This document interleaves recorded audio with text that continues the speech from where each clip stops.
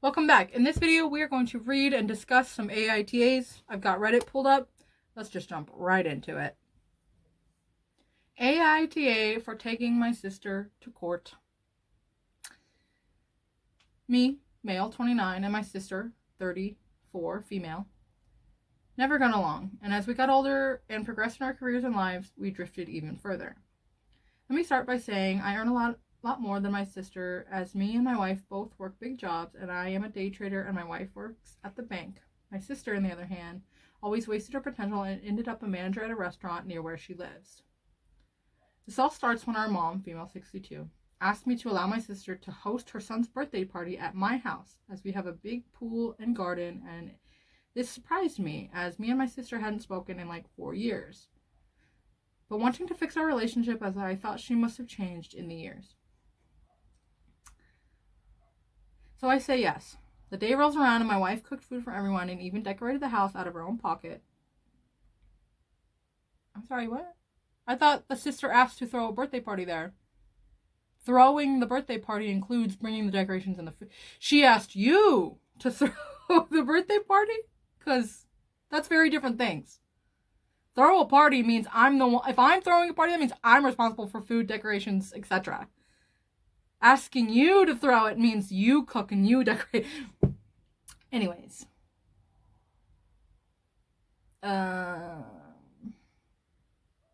She cooks food for everyone and even decorated the house out of her own pocket. Everyone starts arriving, and from the start, I can hear my sister telling her husband that she hopes my wife hasn't cooked any ooga booga food. What the does that mean? Because that sounds incredibly inappropriate.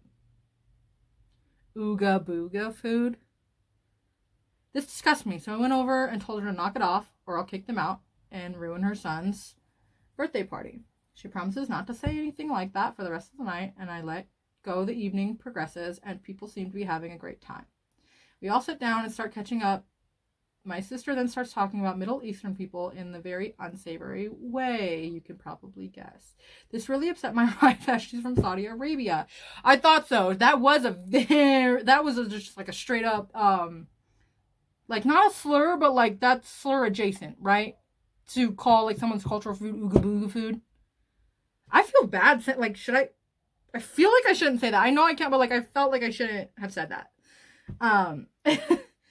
Because my wife is from Saudi Arabia. She gets up crying and locks herself in my room. I proceed to tell off my sister and kick her out. Then go and comfort my sobbing wife through the door as she refuses to let me in. Little did I know, this didn't sit right with me with my sister, as then goes to our garage, gets spray paint and a hammer. She wrote building blower on my wife's car and smashed up the most expensive watch, my Omega Speed Chaser Moonface. My brain is struggling to read this. There are so many weird words, and I think the phrasing was like weird. Then she left. Basically, she trashes the house, breaks his shit. Then she left. I didn't care about the watch at the time, just focused on my wife and getting the horrible phrases off my wife's car before she saw it. Once everything was calmed down for a few days later, I decided to sue my sister for damage. Okay, I was like, where's the cops are coming next? Sue my sister for damages to my items and emotional damage for my wife, knowing full well she won't be able to pay it back and will most likely have to move back in with our parents at the end. We are suing her for a total of 20 grand. But she still refuses to see what she did wrong, and her reasoning is that we make a lot more money than her, so why should we care what she says? I'm suing her either way, but I want to ask AITA. Fuck no! I'm sorry, have you seen... You get the TikTok reference, right? Fuck no. Are you... Fuck no. We're really off to an opinionated start on this one, but absolutely not NTA in all caps. Are you kidding me? She literally is asking things of you that's kind of inappropriate to even ask. Like, I would never ask, like, an estranged family, like someone that I don't get along with, don't know, don't talk to, be like, hey, how you been for the last 8 years? Can I throw a party at your house? Crazy already. Then, to not bring your own food and decoration, like, to not be like so ahead of it that you're like, thank you so much for letting me have the party. Just to let you know, I'll be coming over at, an hour before the party to set up my decorations, this, that, and the other, whatever. Like, you know what I mean? Like, how can I accommodate you guys with food? You need anything special because I'm bringing food, blah, blah, right?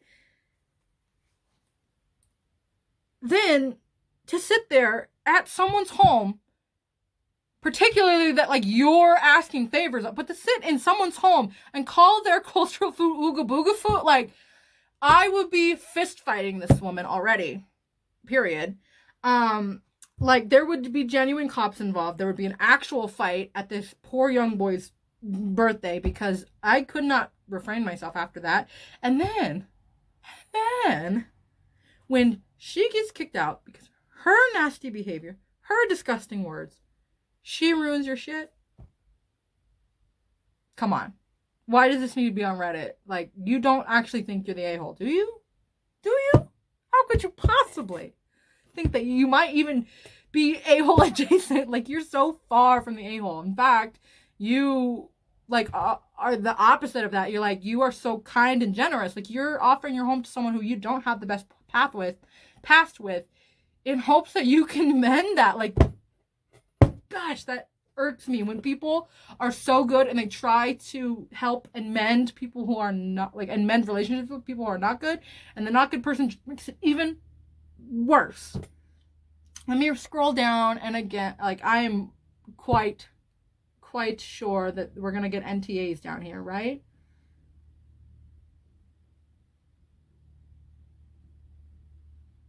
Let's see. NTA, call the police and have her arrested. Period. That was what I said. NTA, your sister deserves to be sued. Absolutely. Oh, that's the only 2 comments. Oh, wait, no, there's one more. It says, gee, the last time this was posted, your wife was from Egypt. The kids tried to drown your son, and they damaged a different car, and there was no watch. Huh? So, they think this is, like, a repost or something else. I don't know. That one's a clear and cut NTA, isn't it? Let's move on.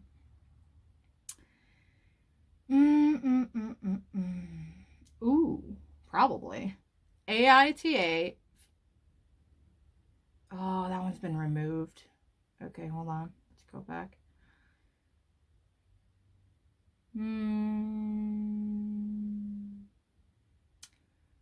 All these sound so boring. AITA for making lunch. Like, what are these?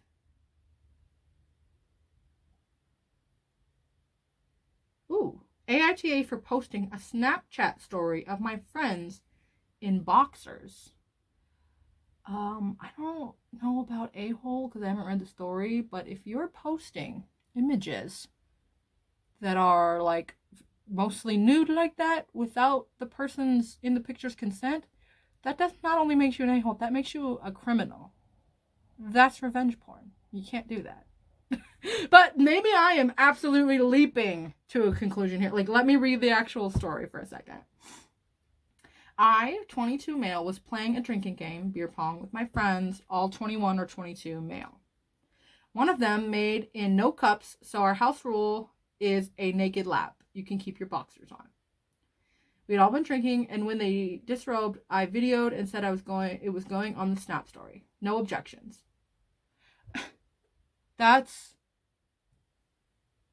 I'm sorry, that's like saying, like, well, she didn't say no. She was drunk, bro. Everybody was drunk.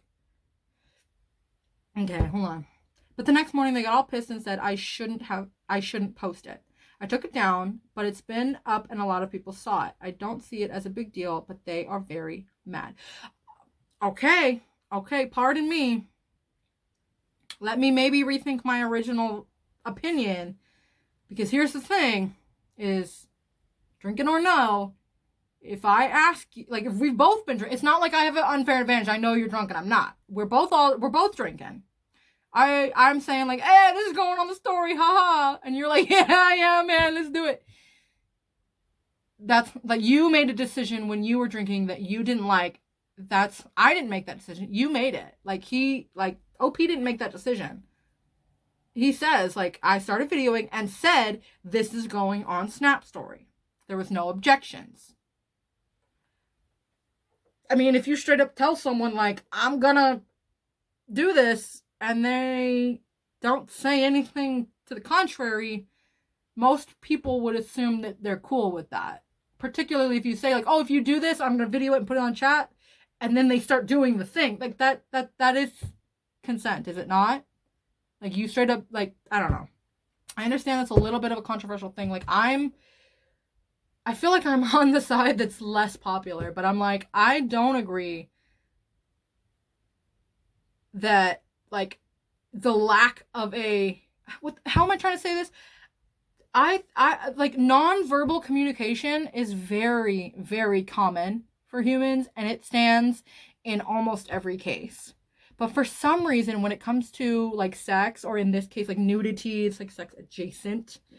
When it comes to sex, we just throw all of that out of the window, and they're like, no, unless you got an explicit yes, it was a no. But that's not how we do any other communications in life. Like there's so much of just like, hey, if you do that, like this is what's gonna happen, and then I go ahead and do the thing. Like that is, I've been made aware, and I still chose to do the thing knowing that it would go online. Like I chose to put that online, and I might wake up the next morning going, oh, I wish I hadn't have chosen that. I was drinking, I made a silly decision, but it would be on me.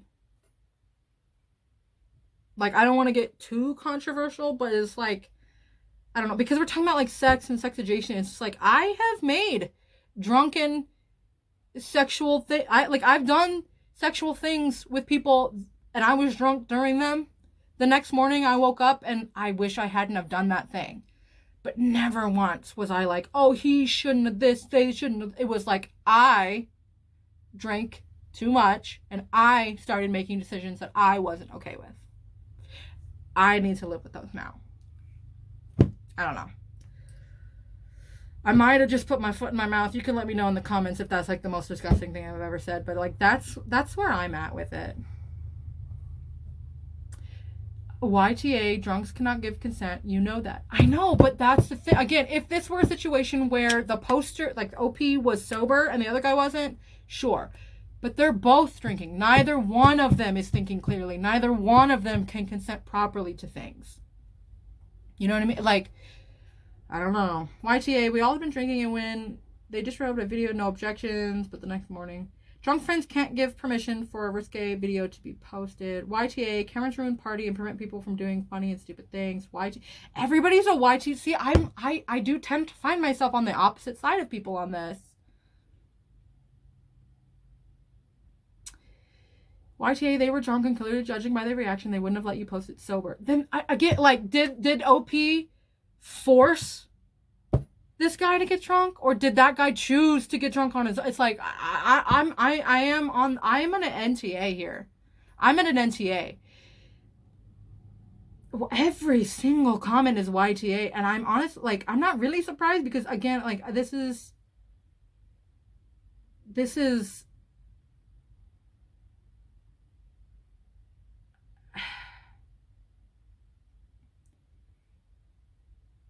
I don't know. NTA, I was trying to scroll to see if there was any NTAs.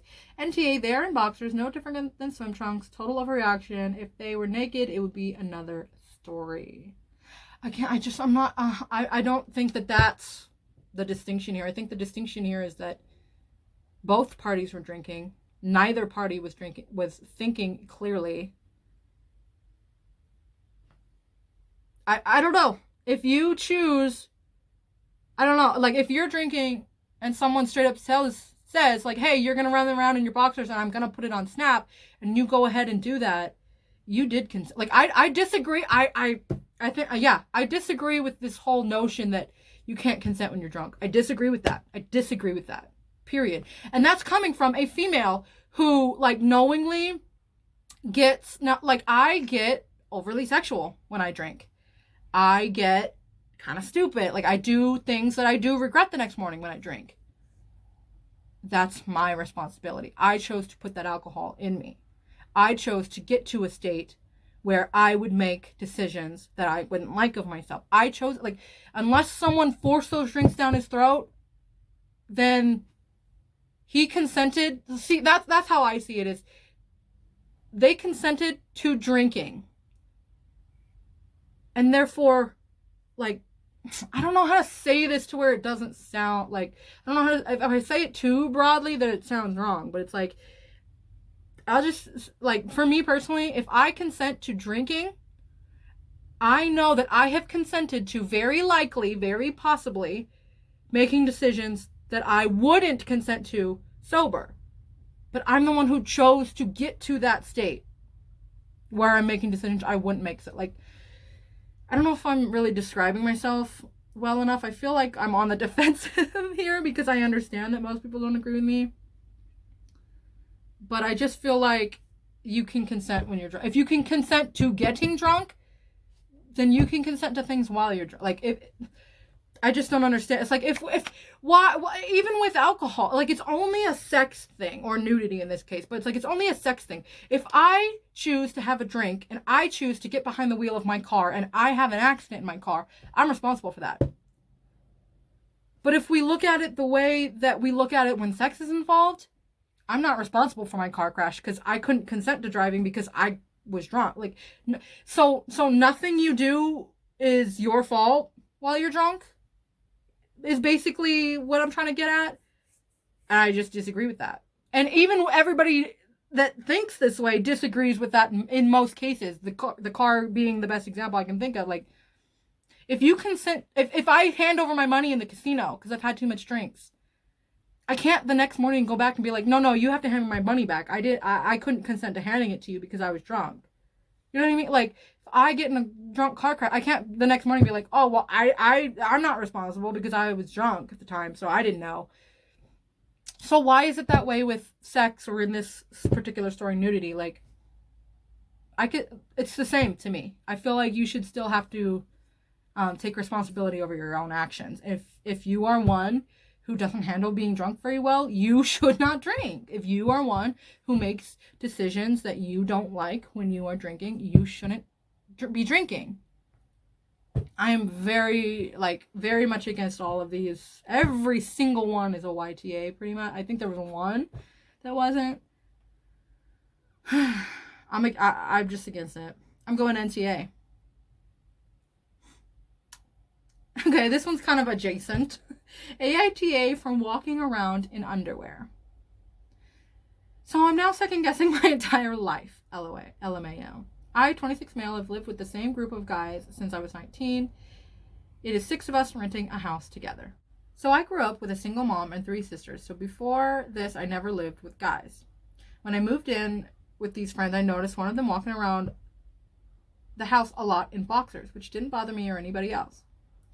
I know this sounds weird, but it never occurred to me I could walk around the house in underwear. I was modest since I lived with women. Sure. So one day I took the plunge and did it. At first it felt kind of awkward, but then it became my default, and now I don't even think about it. No one has ever told me explicitly to stop. One roommate will make jokes like, put some pants on, but obviously in a joking way. Sometimes my other roommates will joke, nice tidy whities, but nothing beyond that. Well, the other day, my sister and her husband stopped by unexpectedly, and my roommate let them in. I was just in underwear, but since it was my sister, I immediately put some clothes on. TBF? To be for real? I don't know what that means. I was actually really embarrassed. My sister told me I was inconsiderate to my roommates to do that. I sheepishly tried to say guys did that, but her husband shut that down. Come to think of it, my other roommate hasn't walked around in his boxers for years, so now I'm spiraling that I'm the a-hole. I'm not 100% sure that I have an opinion on this. I have been super duper fortunate. I've never lived with roommates. I've lived with boyfriends. Oh no, well, no, I completely take that back. What the heck am I talking about?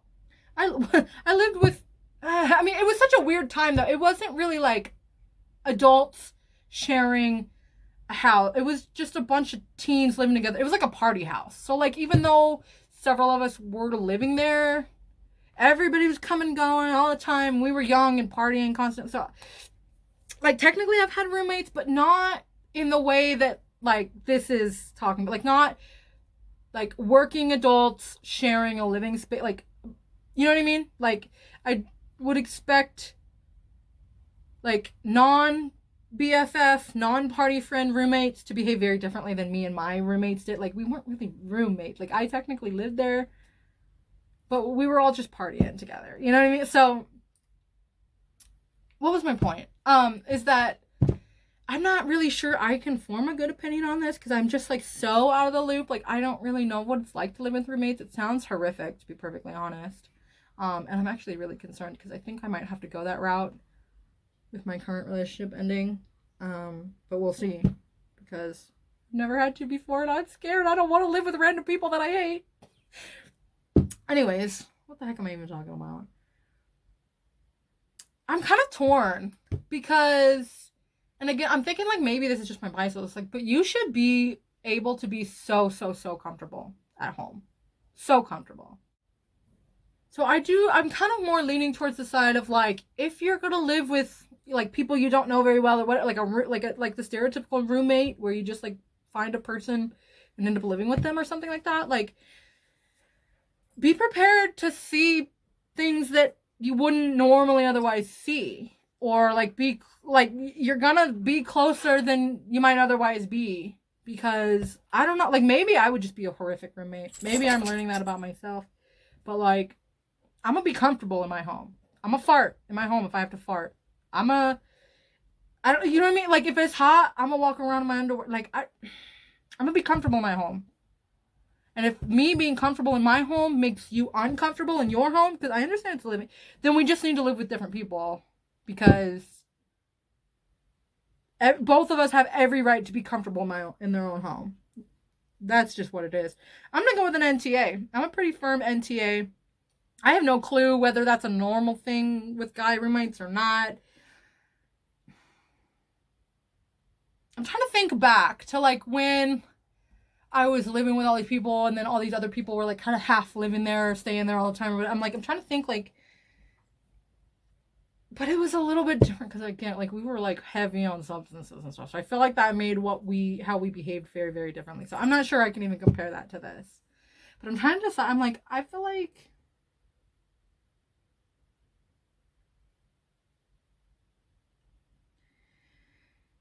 I'm an NTA. But anyway, I'm going to read the comments. It says, this first one, NTA, you are not an a-hole, but if it's making your flatmates or visitors uncomfortable, why wouldn't you just stop?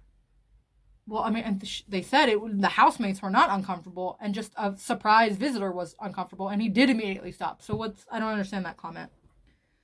But I'm assuming we're just going to get a lot more NTAs. NTA, but walking around in boxers isn't the same as hanging out in your tidy whities.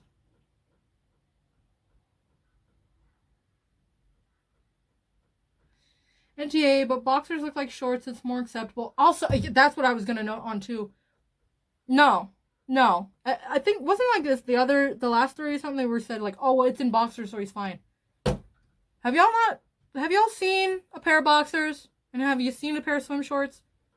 Boxers have this giant hole in the front that things tend to flap out of in a way that just doesn't happen with swim shorts. They're also a much thinner, more revealing material. So I'm not with you with everybody claiming like, oh, boxers are shorts. Like, no, they're not. They're literally not. They don't cover or function nearly as much as shorts do. YTA, seems joking, but your roommate was dropping hints without being confrontational. You aren't 5 years old, puts the pants on, that's strange. Nope. If your roommate had an issue with it, it's their responsibility to say so. Like, you having a problem that you don't tell me about is your problem, not mine. Like, how am I supposed to do something about shit you ain't told me about? Like, not my problem. If the roommate was being non-confrontational, blah, blah, blah, then you can be direct and still non-confrontational. You don't have to be indirect and roundabout and joking. Like, if someone's joking me with something with me, I think that they're joking about it. Period. Like, end of sentence. Boxers look more like shorts. No, they don't. It's kind of weird. Take 10 seconds and throw some gym shorts on. Some things fly when you're 19 that don't make sense when you're 26. Keep in mind, jokes have a hint of truth behind them. The jokes may be their non-confrontational way of addressing your undressing. No, knock it off. I am not having it for 1 second with that comment. If you don't like something I'm doing in your home, you need to tell me, or I don't know about it. Yeah, and people are mentioning, like, walking through the house in boxers is not remotely the same thing as hanging around in your tighty-whitey. Yeah, that is an even more revealing level. Like, there's shorts, there's boxers, and then there's tighty-whities. Like, you're not covering anything with a tighty-whitey. Like, you know what I mean? Like, even though you can't see it, you can see it. You know what I mean? Like, if you have every outline, every bump, every indicator, like, you're seeing it close enough, too. Tighty-whitey is a little aggressive, bro. NTA, maybe just naive. NTA, but it's weird. Going to the bathroom or getting a quick snack or something, it's fine. No need to fully dress. Hanging around undressed all the time is a bit odd. Yeah, see, that's where I stand. Like, if I personally were to just, like, move in with, like, a random person that I just met today, like, I would come out of my room in my nightshirt, like, with no bra on, but I would never, like, for example, like, in the home that I live in now in a relationship, I walk around with, like, just a t-shirt on for my own comfort or whatever, but, like, no underwears, no pants, nothing. I would never, ever do that around some random roommate. But then again, like, that's why I really vehemently am trying so hard to avoid a roommate, because at the same time, I want to walk around pantsless in my own house. Like, I personally would feel uncomfortable doing that with a stranger around. And that's why I don't want to live with a roommate, because I don't want to be uncomfortable in my own house. Ugh. Fucking hate the economy nowadays, dude. Anyways. Let's read another one, shall we? Oh, sounds like it. AITA for ignoring my best friend at his birthday. Bro. Sounds like it. Let's read. It's a short one. I, 16 male, was invited. Oh, they're young. Excuse me. I, 16 male, was invited to my best friend's birthday. He's also 16 male. He has invited all his family and our two best friend mates, 15 and 16. However, he also invited my ex-girlfriend. We broke up over a year ago. Not a clean breakup. She ghosted me, accused me of cheating, and slagged me off to all of our friends, bringing up demons from my past. He invited me, knowing full well my hatred for her, and gives me a warning to behave myself. Everyone is opting to talk to her, and whenever I join the conversation, I am shunned. AITA. Oh, okay, the title doesn't really match the story. The story did not give a description of you ignoring your best friend at his birthday. The actual story talks about the friends treating you like crap. But, like, you're mad at this friend because he brought your ex around. I'm not sure if I can form an opinion on this one, unfortunately, because it's so short. It didn't give any detail. Like, was the friend who invited her, like, good friends with her maybe before they even knew you? Or, like, were they, like, as equally as good friends with her as they have always been with you? You know what I mean? Like, if it were just a situation where they don't really talk, they don't know, they don't hang out, they're not friends, but he invites her, that, like, I would be like, what's up, bro? Like, that's weird of you to do. But I'm getting the inclination, like, I'm just assuming here, because I didn't get the details, but, like, I'm really just assuming here that, like, there's some reason that she's invited to this. I can only assume it's because, like, they're good friends outside of the relationship that OP and this girl had. Everyone is opting to talk to her, and whenever I join the conversation, I am shunned. That sucks. Like, I don't know what to say about that other than that sucks. And unfortunately, if she's winning your friend group in the divorce, then she won your friend group in the divorce, and that's shitty, but you're gonna have to just go find new friends. Like, if they believe all these things that she's saying, like, that sucks. I don't really understand for ignoring my best friend at his birthday. Everyone's ignoring you, so then you get upset and ignore the friend, and then the friend is upset. I don't even know what my opinion is. Let me scroll down and see what other people have to say, and maybe that'll help me get an opinion. See, yeah, okay, info. What did your friend mean by behave yourself? And at no point in the story did you ignore your best friend. Hesitant YTA because too much is left out, and I kind of feel like you tried to make his birthday about yourself and your drama. That's kind of where my thinking is landing with this, but I don't have, like, hesitant YTA because too much is left out, and it kind of feels like you tried to make his birthday about yourself and your drama. I think that's kind of my general thought process that I couldn't verbalize. Okay, OP clarifying. My friend is close with my ex, but he's closer with me and our other mates. He told me when I arrived early to help out. Again, like, I have a very unusual circumstance around this. I am like BFF with my ex. We dated for 10 years, realized we were supposed to be friends instead of boyfriend, girlfriend. And yeah, we did stay together for quite some time after that because we were like afraid of the breakup affecting the friendship. But ultimately we decided, like, we are just friends. Like, we're not a relationship. Like, we're amazing friends. Horrible relationship.